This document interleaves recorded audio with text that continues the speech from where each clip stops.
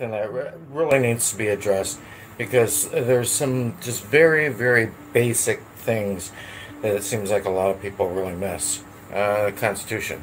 And so many people want to hold themselves in a position of being a party to this document. Okay. Every company, every corporation has what they call a compact, also known as a constitution. They may have a charter. A charter is established through legislation, whether it's Congress or through the state. Even your favorite store you go to, Walmart, for those that go there, Walmart's got a constitution. People can go look it up. It is the founding document that establishes the company. People need to realize that regarding the Constitution, whether it's of the United States of America, for the United States of America, doesn't matter. Either way, it's for a private company. You're not part of it. These gentlemen that did this pledged their honor, their loyalty, their sacred honor even, to each other. It says right in the preamble, it was done for themselves and their posterity, which means their offspring. Not you and me, not a group of people 250 years later or something like that. No, this was just establishing a company for people that want to go after them, not just in the United States or United States of America.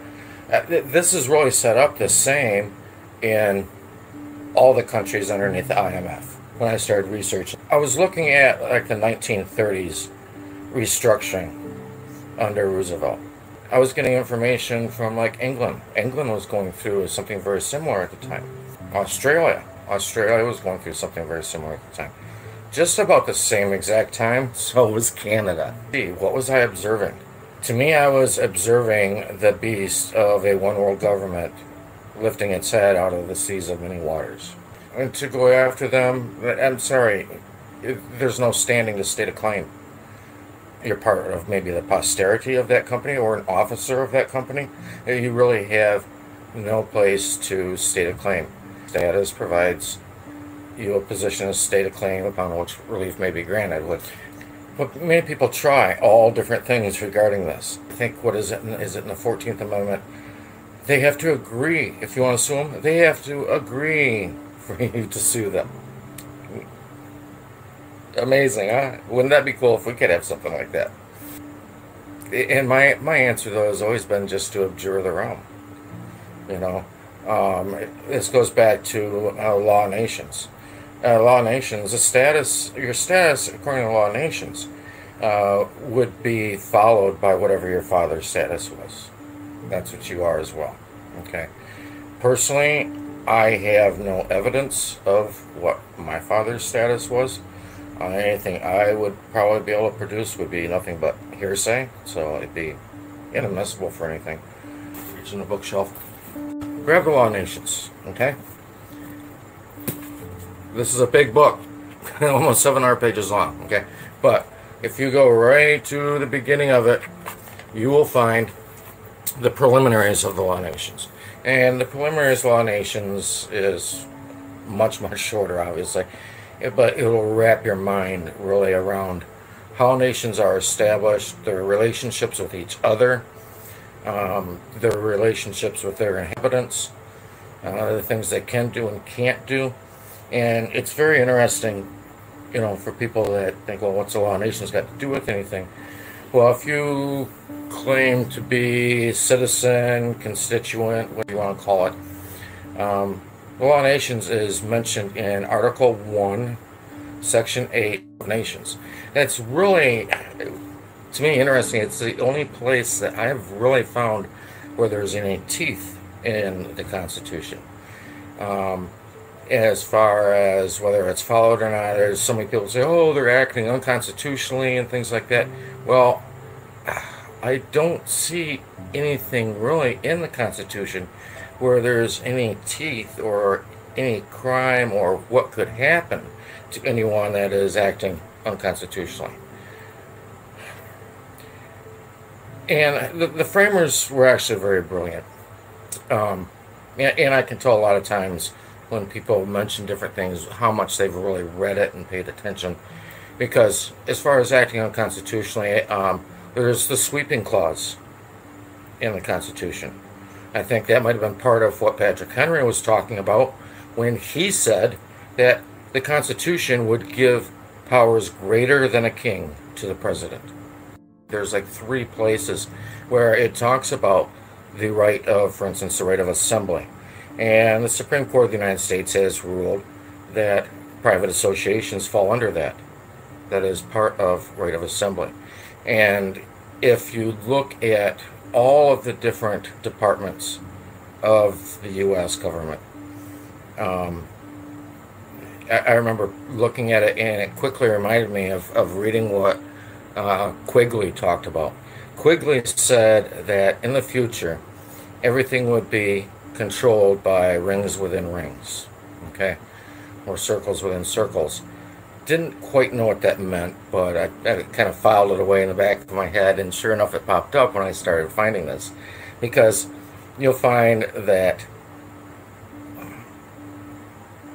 every department is its own little ring. It's its own private association. You've got the Judges Association, the Clerk of Courts Association. You've got associations within Congress, associations within your different committees, even for your county. These are all those little rings within rings. And what Quigley said was it didn't matter if one of them got taken down, because the members would all also be part of other associations. And so as a whole, everything would stand. And I was going to say, many people have tried many things to try and attack them. Whether it's in the United States of America, or the United States, or Canada, New Zealand, Australia, England, and they're all kind of met with the same problem. And this goes back to what I said about the founding document that created the company, the Constitution, is that they don't have standing. And I've seen people do this, for instance, through arbitration. And one of my biggest questions with arbitration was, wait a minute, where is the original contract in which arbitration was listed as a partial remedy or a complete remedy? Can you provide that original contract? Because if you want to go in the U.S. and you want to go to the Constitution, you're not going to find anything about arbitration in there. Okay? And at the same time, when you had the arbitration, did the other party have an equal part to play in choosing who the arbitrator was? Because that's a requirement for arbitration as well. Or did you just do it solely on your own? When it really comes down to it, this is what it's about. It's about abjure the realm. That's what I've always said. And to abjure the realm means you leave. Listen, the courts don't look at things the way you and I think they do.